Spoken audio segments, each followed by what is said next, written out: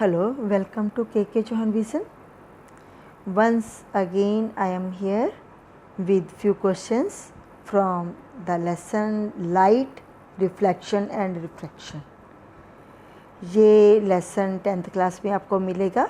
इसमें जो मैं क्वेश्चन लेके आई हूँ वो 2-3 क्वेश्चंस हैं। पहला क्वेश्चन है what is the nature of light. तो आंसर जो आएगा लाइट जो है, अगर हम इसको एक वेव की तरह मानते हैं तो लाइट जो है उसकी नेचर जो है वो इलेक्ट्रोमैग्नेटिक नेचर है इसकी। ठीक है, लाइट की नेचर कैसी है? इलेक्ट्रोमैग्नेटिक नेचर है। सेकंड, ये लाइट जो है ना वो light also behave somewhat like a stream of particle. जैसे कुछ कण होते हैं ना, उनकी एक पूरी धारा बहती जा रही है ना, स्ट्रीम, वो उसकी तरह से है लाइट। ठीक है, तो लाइट की नेचर इलेक्ट्रोमैग्नेटिक है और इसकी स्पीड जो है वो है 3 × 10⁻10। तो इसकी स्पीड जो होती है ना लाइट की वो होती है ये 3 × 10⁻8 मीटर पर सेकंड होती है। एक सेकंड में ये इतना सफ़र जो है वो ट्रेवल कर सकती है। 3 × 10⁸ मीटर या 3 लाख किलोमीटर हम बोल सकते हैं इसको, या 3 लाख, ठीक है, किलोमीटर पर सेकंड इसकी स्पीड होती है। ठीक है, okay.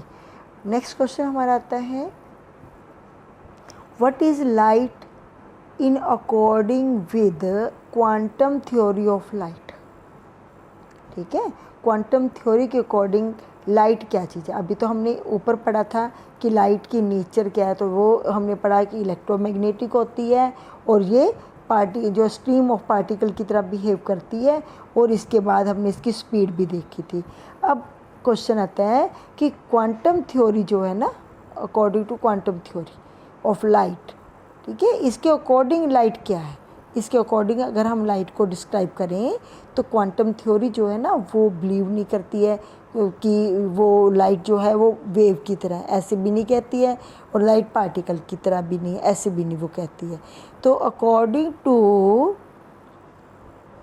Quantum theory of light, light is neither a wave nor a particle. ना तो वो पार्टिकल है और ना ही वेव है। अब ऊपर हमने पढ़ा हुआ है ना, देखो ये पार्टिकल की तरह पढ़ के है ना हम लोग। ठीक है, तो अब जो लाइट जो है वो इस थ्योरी के, क्वांटम थ्योरी के अकॉर्डिंग लाइट जो है वो neither a wave nor a particle. This theory जो है वो कंबाइन है। This theory combine the particle properties of light with the wave nature of light. दोनों को ही इकट्ठा करके बनाई गई है और ये परफेक्ट थ्योरी है। ठीक है, लाइट के स्टडी करने के लिए। अब हम अगला क्वेश्चन आते हैं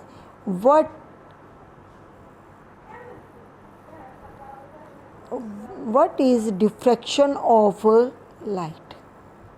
ठीक है, डिफ्रैक्शन ऑफ लाइट। अभी हमने रिफ्लेक्शन पढ़ा हुआ है, रिफ्रैक्शन पढ़ा हुआ है, अब हम पढ़ रहे हैं डिफ्रैक्शन ऑफ लाइट। अक्सर हम घरों में इसको देखते हैं डिफ्रैक्शन ऑफ लाइट को। कैसे देखते हैं?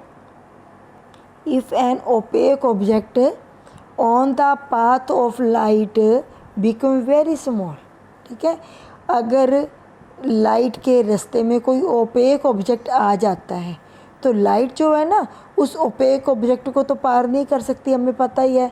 तो लाइट जो है उसमें टेंडेंसी होती है क्या करने की, बेंड करने की, मुड़ जाने की, टुवार्ड्स इट्स एजेस। जो ओपेक ऑब्जेक्ट होता है ना उसकी एजेस की ओर मुड़ जाने की एक टेंडेंसी होती है लाइट की, उसी को हम डिफ्रैक्शन ऑफ लाइट कहते हैं।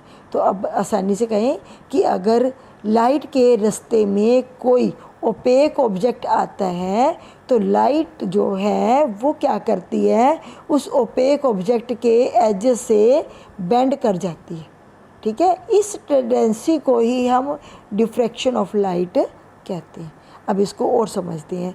जैसे ये एक ऑब्जेक्ट, ओपेक ऑब्जेक्ट मैंने दिखाया हुआ है, ठीक है, ये जो ब्लू डार्क मैंने किया हुआ है, ये लाइट की वेव्स आ रही है, ठीक है, लाइट की वेव्स। मैंने इसको वेव थ्योरी के अकॉर्डिंग माना हुआ है, एक लाइट को एक तरंग माना हुआ है, ठीक है, तो वेव आ रही है। जैसे ही ओपेक ऑब्जेक्ट आता है ना, तो ओपेक ऑब्जेक्ट को तो पार नहीं ना कर सकती ये।